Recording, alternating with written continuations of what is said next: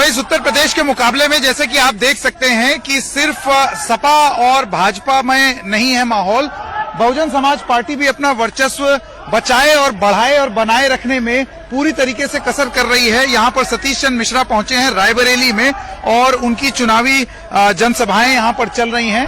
जैसा कि आप देख सकते हैं ये काफिला उतरा है। अब से थोड़ी देर में वो यहाँ पर जो लोग हैं उनको संबोधित करेंगे और इस संबोधन में वो क्या बोलेंगे और लोगों को ये संबोधन और ये बात पसंद आएगी, ये सबसे बड़ी बात होगी। जैसे कि आप देख सकते हैं मिश्रा जी उतर रहे हैं। मिश्रा जी नमस्कार, कैसे हैं आप?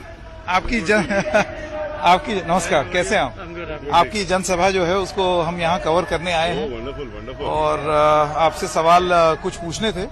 और जो सबसे बड़ी बात यह है कि जैसे कि फंस जाएंगे आप पहले पूछ लीजिए। हाँ, मेरा सवाल आपसे ये है कि जैसे कि आपने देखा है अभी तक जो चुनाव चल रहा है उसमें पूरी तरीके से जो बातचीत है वो सपा वर्सेस भाजपा हो रही है। क्या आपको लगता है, आपका असेसमेंट क्या है? देखिए, हमारा साफ कहना है कि सपा वर्सेस भाजपा सिर्फ मीडिया को दिख रहा है, जमीन पर कुछ और है। जमीन पे क्लियरली जो है बहुजन समाज पार्टी सबसे आगे चल रही है और ये जितनी भी पार्टियां हैं दोनों, ये बहुजन समाज पार्टी से ही चुनाव लड़ रही हैं। जमीन पर ये आप देखिए, जो दोनों अभी चुनाव हुए हैं 10 तारीख और 14 तारीख को, उसमें बहुजन समाज पार्टी नंबर 1 पे चल रही है। और आगे जो अभी 20 तारीख का है, जो कल है, हम अभी घूम करके आए हैं, कल हम 20 तारीख वाली मीटिंगें करके आए हैं। हर तरफ एक तरफा बहुजन समाज पार्टी। मीडिया क्या दिखा रहा है वो अलग है। मीडिया से हम लोग इसीलिए पब्लिक जो है वो देख रही है, और अब की बार मीडिया को उसी तरह का अब की बार झटका लगने वाला है जैसा 2007 में लगा था। मैं सतीश जी आपसे ये पूछना चाहता हूँ कि यही जो आप ओपिनियन पोल की बात कर रहे थे उस समय हमने देखा था, लेकिन the impact on the ground versus what the reality is going to be, are you over estimating the performance of the BSP, या किस आधार पर आप इस नतीजे पर पहुंचे हैं कि बीएसपी बहुत ज्यादा मजबूत? No, I am not at all over estimating the force of BSP. In fact I am telling you, हम आपको जो भी बता रहे हैं it is on the basis of what I have seen myself. हम पूरे प्रदेश में अभी चुनाव के दौरान की बात कर रहे हैं, अभी जो हम घूम रहे हैं, जब से चुनाव की घोषणा हो गई है और जब से माननीय बहन जी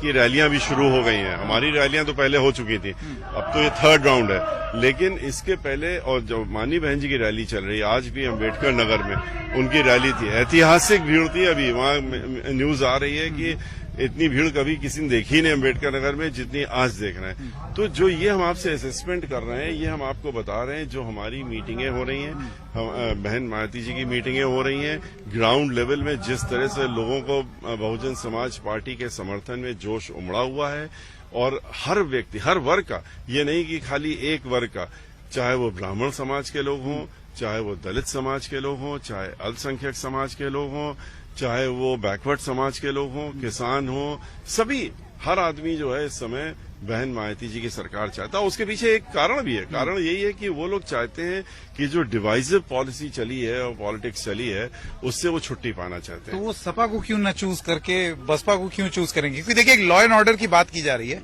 अभी ये बताया जा रहा है the BJP's chief minister has fixed और controlled the law and order situation in Uttar Pradesh. देखिए, लॉ एंड ऑर्डर फिक्सिंग की बात अगर खाली शूट आउट से कहने से होती कि मैंने इतने लोगों के बुलडोजर चला दिए और इतने 500 ब्राह्मणों की हत्याएं हो गई और 100 ब्राह्मणों के एनकाउंटर कर दिए, दलित समाज को हमने इतनी तरह से उत्पीड़न कर दिया, तो इस तरीके से लॉ एंड ऑर्डर की बात नहीं है। लॉ एंड ऑर्डर होती है जो बहन मायावती जी ने करके दिखाया था अपने 5 साल में। लॉ एंड ऑर्डर के लिए तो अभी इनको बहुत से क्लासेस लेने पड़ेंगे बहन मायावती जी से, तब लॉ एंड ऑर्डर की असलियत समझेंगे क्या लॉ एंड ऑर्डर होता है। लॉ एंड ऑर्डर जो है खाली बहन मायावती जी को मालूम है कैसे चलाया जाता है, उन्होंने चला के दिखाया भी, और डेवलपमेंट भी बहन मायावती जी ने करके दिखाया।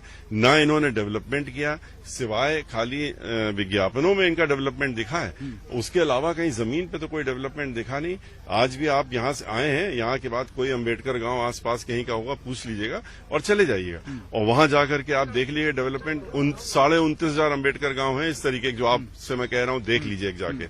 और उसी प्रकार आज 10 साल से ज्यादा हो गए, 12 साल हो गए, आपको वहां पर जो विकास किया है वो आपको नजर आएगा। सीसी रोड समझ में आएंगी, दिखेगा हर चीज, और बहन मायावती जी के गुणगान भी आपको सुनाई देंगे। एक मेरा आखिरी सवाल है और वो सवाल ये है, the BSP has done business with all parties और an alliance with all parties in the past. इस बार मैंने जो पिछला आपका इंटरव्यू किया था, you said that rather sit in the opposition than tie up with the BJP. Do you retain? I definitely, I still say the अभी भी उस पर आप कायम? Yes, we will not go with any of these parties. If we are unable to get the majority, we'll rather sit on the opposition, but not go with them. लेकिन साथ साथ में ये भी बता दें कि जिस तरह से माहौल चल रहा है उसमें हमको कहीं बैठने की जरूरत नहीं पड़ेगी। अब की बार much more seats than what came in 2007, हम लोग अब की उससे ज्यादा सीटें जीत करके और अपनी एब्सोल्यूट मेजोरिटी की। You have recently tied up, आपका एक अलायंस हुआ सपा के साथ, आप you don't find a problem aligning with the Congress also?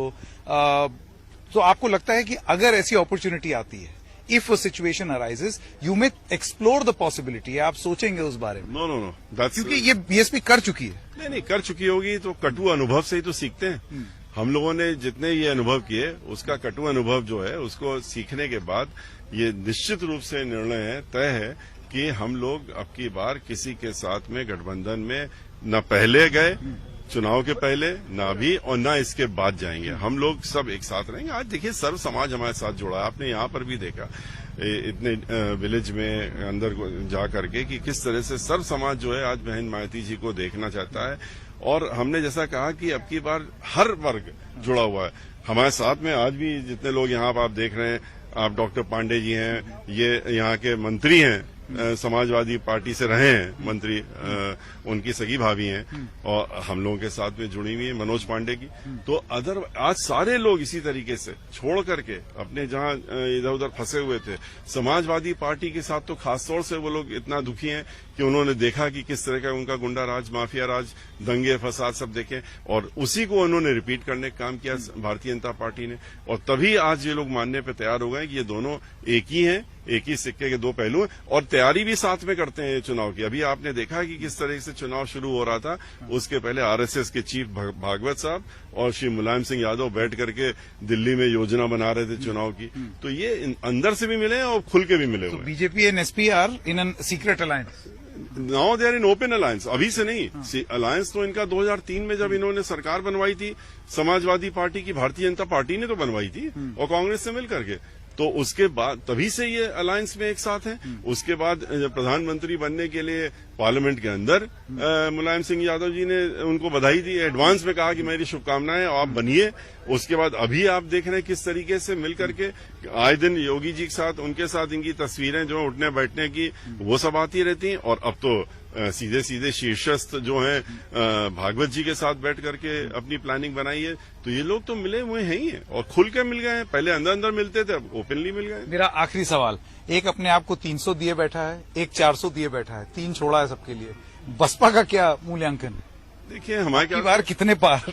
देखिए अगर 1000 सीटें हो रही होती चुनाव, तब तो ये 400, 370 और ये सब की बातें समझ में आती इनकी। करें बहुजन समाज पार्टी जो है, हम तो ये जानते हैं कि पूर्ण बहुमत की सरकार बनाएगी। हम लोग गिनतियां नहीं बना रहे, लेकिन ये गिनती जरूर बता सकते हैं कि 2007 में जितनी हम लोग सीटें लाए थे उससे कहीं अधिक सीटें ला करके और अब की बार हम पूर्ण बहुमत की सरकार अपने दम पे बनाने जा रहे हैं। Satish Mishra ji, thank you so much for talking to NDTV. Thank you.